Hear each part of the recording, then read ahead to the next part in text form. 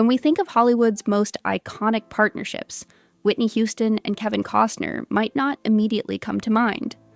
Yet their story is one that stands out, one filled with friendship, trust, and mutual respect. Their connection was solidified on the set of The Bodyguard, a 1992 romantic drama that would become one of the most successful films of all time. Whitney was already a global music superstar, but acting was an entirely different realm for her. It was Kevin Costner who, despite the film's rocky start and initial casting choices, pushed for Whitney to take on the lead role. Little did they know, this partnership would not only transform their careers, but also create an enduring bond that would last long after the cameras stopped rolling. The making of The Bodyguard. When The Bodyguard was first conceived, it was meant for Diana Ross and Steve McQueen, but after being rejected by numerous studios, the script eventually landed on Kevin Costner's desk. By then, Costner had skyrocketed to fame with the success of Dances with Wolves. With his newfound influence, he revived the project, but insisted that Whitney Houston play the female lead, a decision that raised eyebrows in Hollywood. Whitney, while being the queen of pop, had no acting experience and was apprehensive about taking on such a big role. Her concerns were valid. She feared she wouldn't live up to expectations. But Kevin was persistent, calling her personally to offer his support and encouragement, which ultimately convinced Whitney to take the leap. Overcoming doubts and insecurities. Whitney Houston's decision to step into the role of Rachel Marin in The Bodyguard was not an easy one. As she would later admit, she was terrified. The pressure of proving herself in a new field, coupled with the fear of being judged harshly by critics, weighed heavily on her.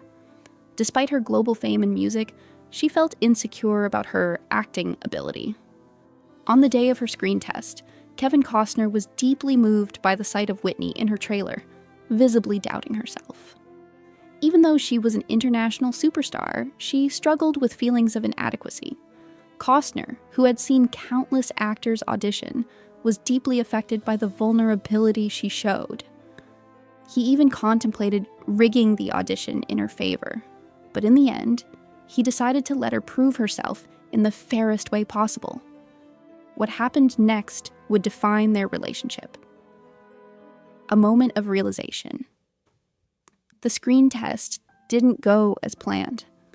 Whitney, who was already nervous, had made a last-minute change to her makeup before the audition, hoping to look her best.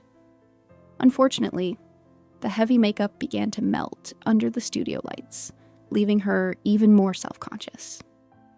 When Costner asked why she had changed her makeup, Whitney's quiet response, "I just wanted to look my best," struck him deeply. It was in that moment that Kevin truly understood the depth of Whitney's self-doubt. Despite her fame and success, she struggled with the same insecurities many of us face.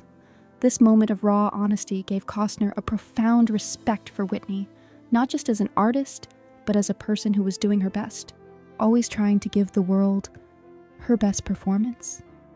The success of The Bodyguard. Despite Whitney's initial doubts, The Bodyguard went on to become a massive success, grossing nearly $500 million worldwide. Kevin Costner, who had seen firsthand the challenges Whitney faced, later remarked that much of the film's success was due to her. He said that she was the soul of the film, her presence and voice transforming the movie from good to iconic.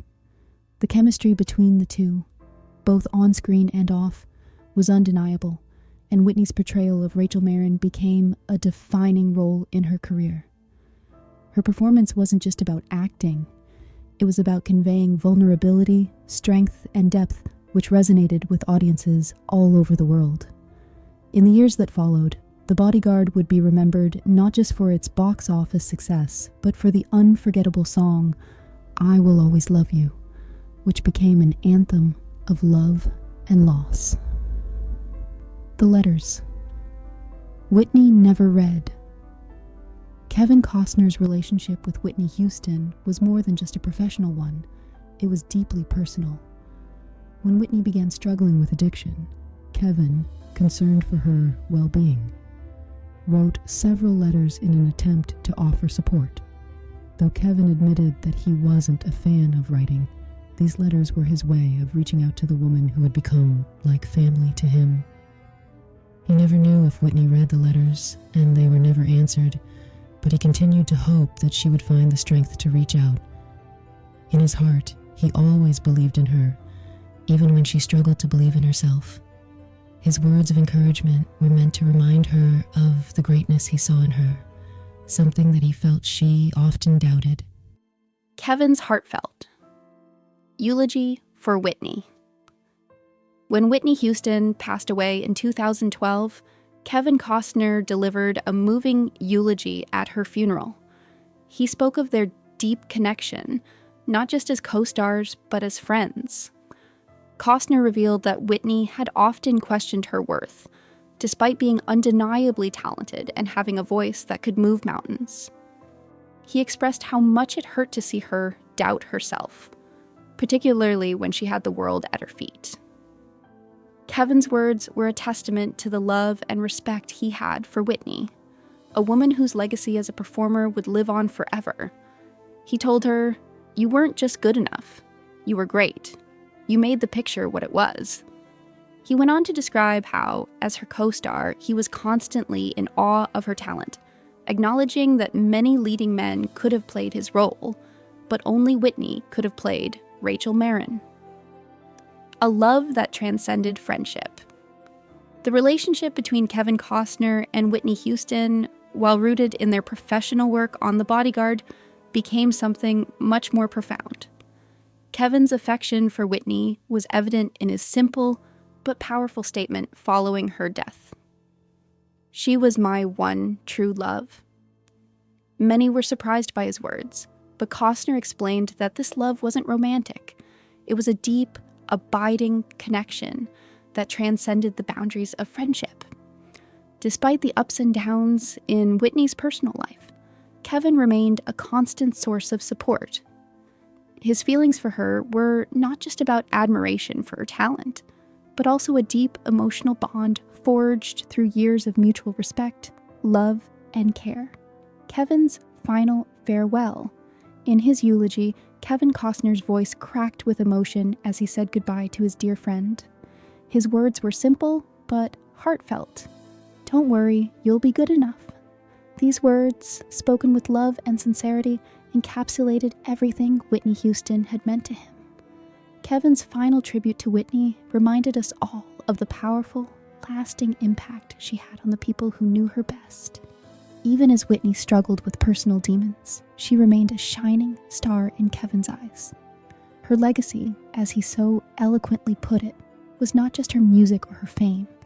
It was the profound love and beauty she brought into the lives of those who were lucky enough to know her. As he said his final goodbye, he assured Whitney that she would forever be remembered as one of the greatest artists of all time. A friendship that will never be forgotten. The friendship between Kevin Costner and Whitney Houston remains one of Hollywood's most heartfelt and genuine stories. Their bond, built on mutual respect, support, and admiration, was a rare and beautiful thing in an industry often defined by competition and superficial relationships.